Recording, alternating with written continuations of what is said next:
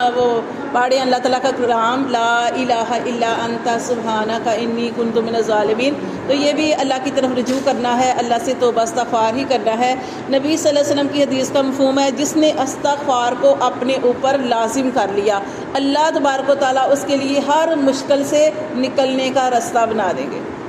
یعنی جو استغفار ہم کرتے ہیں اللہ تبارک و تعالیٰ اس کے ذریعے، لیکن استغفار کو دل سے پڑھا کریں، دل سے، خالی یہ نہیں استغفار استغفار استغفار، یہ نہیں، استغفار کو دل سے پڑھا کریں. اور کتنا پیارا وہ واقعہ نا ایک آدمی کا، پہلے بھی میں نے آپ کو بتایا ہوا ہے کہ ایک دن امام، کون سے امام تھے؟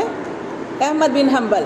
احمد بن حنبل جو تھے وہ ایسے ہی اپنے فجر کی نماز کے بعد نا اپنے گھر سے نکلے، اپنے گھوڑے پہ بیٹھے اور سفر شروع کر دیا.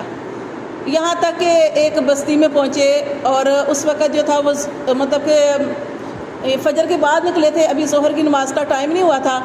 تو وہ نا مسجد کے اندر داخل ہوئے. جب مسجد کے اندر داخل ہوئے تو جو اس وقت مسجد کے اندر جو آدمی تھا جس کی ذمہ داری تھی کہ مسجد ڈیوٹی تھی اس کی کہ مسجد کے اندر تالا لگانا کہ اس ٹائم ابھی نماز کا ٹائم نہیں ہے تو مسجد میں تالا لگانا ہے. اب وہ جب دیکھا کہ امام صاحب جو ہے نا امام احمد بن حنبل مسجد میں گئے ہیں تو اس آدمی کو نہیں پتا تھا کہ یہ امام صاحب ہے، نام کا بھی نہیں پتا تھا کیونکہ وہ اور جگہ پہ رہتے تھے.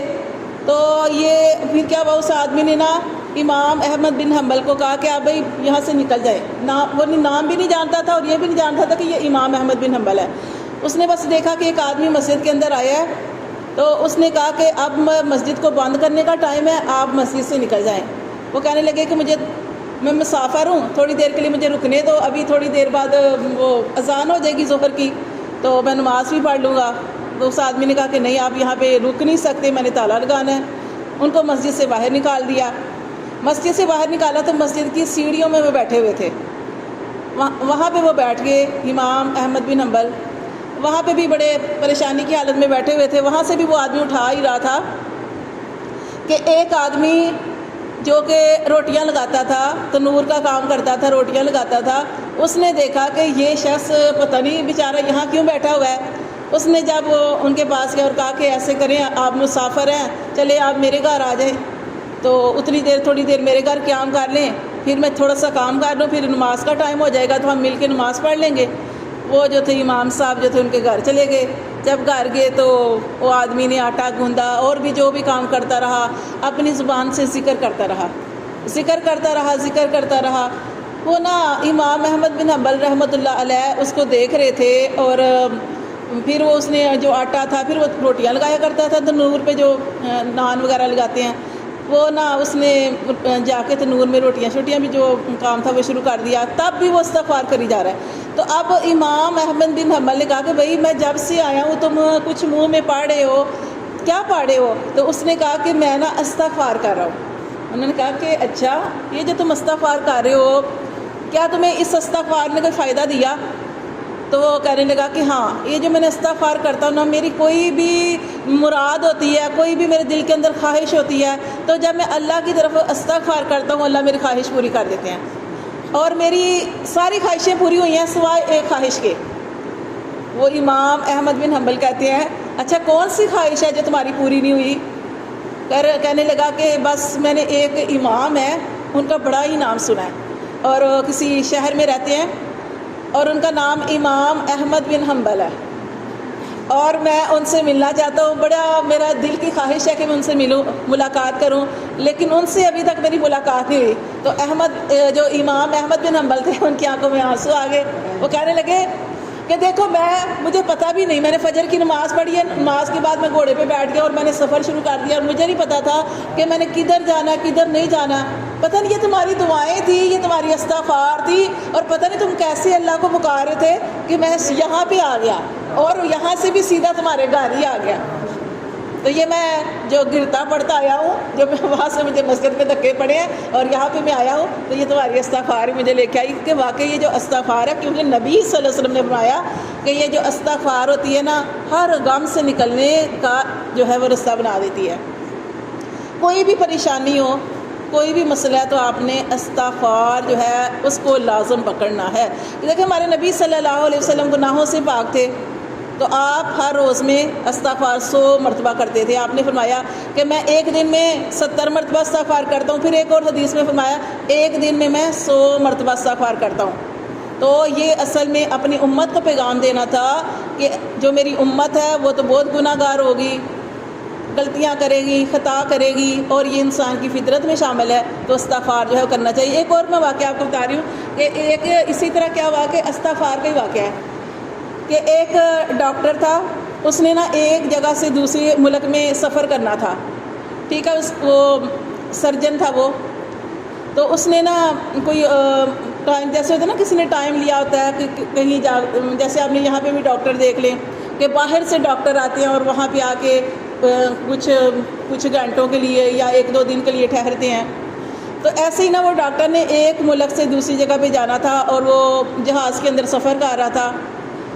اس نے نا جب سفر شروع کیا تو پھر کیا ہوا کہ ایک دم نا حالات خراب ہو گئے. کیا ہوا کہ موسم خراب ہو گیا، طوفان آ گیا. اب جو پائلٹ تھا اس نے جلدی جلدی جو قریب ایئرپورٹ تھا نزدیک ہی، تو وہاں پہ اپنے جہاز کو جو تھا وہ اتار لیا. اب وہ جو ڈاکٹر تھا اس کے اندر اس نے کہا کہ مجھے تو فلاں جگہ پہ لازمی پہنچنا ہے. تو پائلٹ سے کہا کہ بھائی کب چلے گا جہاز؟ وہ کہنے لگا کہ ابھی تو موسم بہت خراب ہے، ہم اتنا مطلب رسک نہیں لے سکتے کہ ہم اس طرح سفر شروع کریں. تو اگر آپ کو جلدی ہے تو، کیونکہ انہوں نے جو ڈاکٹر صاحب تھے انہوں نے قریب ہی کہیں جانا تھا، اتنا دور نہیں رہ گیا تھا. تو وہ اس پائلٹ نے کہا کہ آپ ایسے کریں کوئی گاڑی یا کوئی وغیرہ کروا لیں اور جیپ وغیرہ، تو وہاں پہ چلے جائیں، نزدیک ہی رہ گیا. اب اس ڈاکٹر نے کہا کہ چونکہ میں نے ٹائم دیا ہوا ہے اور میں نے اس جگہ پہ فلاں جگہ پہ پہنچنا ہے، تو انہوں نے پھر وہی کوئی جو بھی تھا آگے انتظام کیا اور وہ چلے گئے.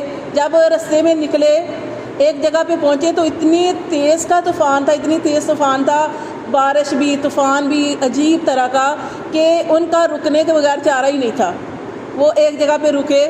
جب وہاں پہ رکے تو وہاں پہ نا انہوں نے نا ایک گھر دیکھا اور انہوں نے کہا کہ چلے اس کے اندر ہی ہم چلے جاتے ہیں. دروازہ جو تھا وہ نوک کیا تو اندر سے ایک بوڑھی عورت جو تھی وہ نکلی. اس نے کہا کہ آپ لوگ، انہوں نے کہا کہ ہم نا ایسے سفر کر رہے ہیں اور باہر دیکھ رہے کیا حالات ہیں، تو ہمیں اجازت دے کہ ہم تھوڑی دیر کے لیے یہاں رک جائیں، جیسے ہی موسم ٹھیک ہوتا ہے تو ہم جو ہے نا یہاں سے چلے جائیں گے. تو وہ عورت جو تھی اس نے اندر آنے کی اجازت دی. بوڑھی عورت تھی تو وہ اندر گئے اور انہوں نے وہاں پہ جا کے وہ بھی تھوڑا آرام کیا، فریش ہوئے. تو انہوں نے ڈاکٹر صاحب جو تھے انہوں نے دیکھا کہ ایک وہ جو بوڑھی عورت ہے وہ ایک جگہ پہ بیٹھی ہے اور ایک چھوٹا سا بچہ ہے. تو بچہ جو ہے نا اس کے سر کو وہ عورت دبا رہی ہے. ڈاکٹر صاحب اس کے پاس چلے گئے. اس عورت کو نہیں پتا تھا کہ یہ ڈاکٹر ہے. وہ نا کہنے لگے کہ یہ بچے کو کیا مسئلہ ہے، آپ اس کا سر دبا رہی ہیں.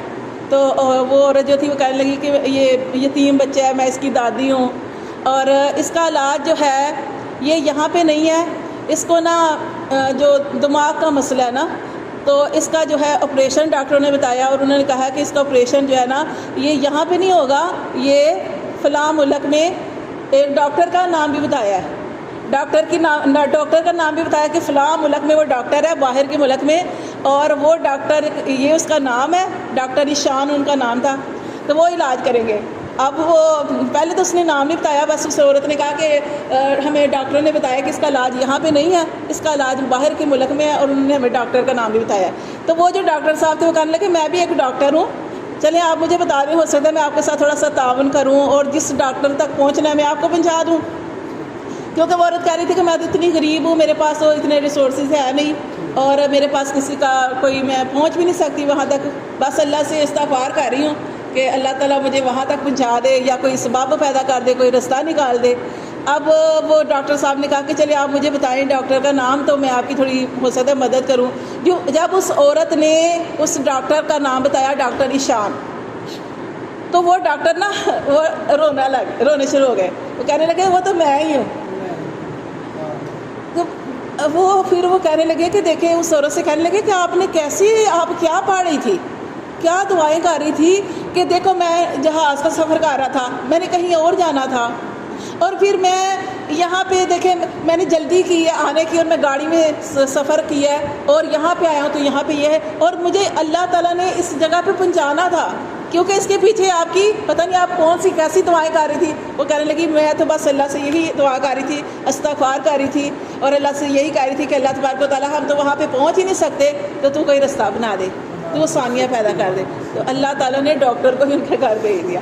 تو یہ نبی صلی اللہ علیہ وسلم نے فرمایا نا کہ جب انسان اللہ کی طرف رجوع کرتا ہے اور سچے دل سے استغفار کرتا ہے تو اللہ تعالیٰ اس کے لیے پریشانیوں سے نکلنے کا رستہ بنا دیتے ہیں. تو اسی طرح آپ کو جانتے ہیں نا کہ وہ جو واقعہ تھا موسیٰ علیہ السلام کا بھی, پورا تو نہیں بتاؤں گی, تھوڑا سا مختصر ہی آپ کو, کہ جیسے ایک جگہ پہ موسیٰ علیہ السلام, جب آپ جانتے ہیں کہ بنی اسرائیل کی طرف جو تھے نبی بنا کر بھیجے گئے تھے, تو ایک دن کیا ہوا کہ سارے لوگ جو تھے موسیٰ علیہ السلام کے پاس آئے اور ان سے کہنے لگے کہ موسیٰ علیہ السلام آپ اللہ کے نبی ہیں, بارشیں ہو نہیں رہی, قحط سالی اتنی ہو گئی ہے, ہم لوگ ہجرت میں مجبور ہو گئے ہیں کہ اس جگہ پہ ہمارا گزارا نہیں ہے کہ یہاں پہ, کیونکہ بارشیں رک جائیں تو فصلیں نہیں اگتی, ہمارے جانور بھی مار رہے ہیں, ہمیں بھی کھانے کے لیے کچھ نہیں ہے, بارشیں ہو نہیں رہی, اب کیا کریں.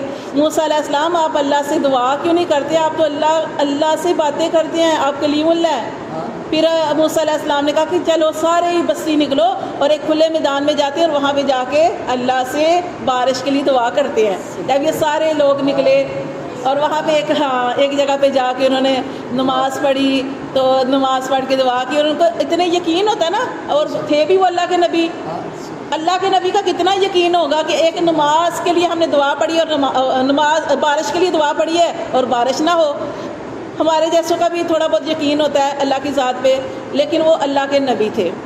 انہوں نے کہا کہ اللہ ہم نے تو نماز پڑھی, اللہ ہم نے اپنے گناہوں کی معافی مانگی, اللہ تعالیٰ تجھ سے دعا کی تو بارش نہیں ہوئی. تو اللہ تعالیٰ نے موسیٰ علیہ السلام چونکہ کلیم اللہ تھے, تو موسیٰ علیہ السلام سے اللہ تعالیٰ نے کہا, اللہ تعالیٰ نے فرمایا کہ اے موسیٰ علیہ السلام تمہاری اس محفل میں ایک ایسا آدمی ہے جو 70 سال سے میری خلاف ورزیاں کر رہا ہے, اور کبھی اس کے دل میں کبھی اتنا سا بھی خیال نہیں آیا کہ میں غلط کر رہا ہوں, ذرا بھی خیال نہیں آیا. جب تک موسیٰ وہ اس محفل سے نہیں نکلے گا تو بارش ہی نہیں ہوگی.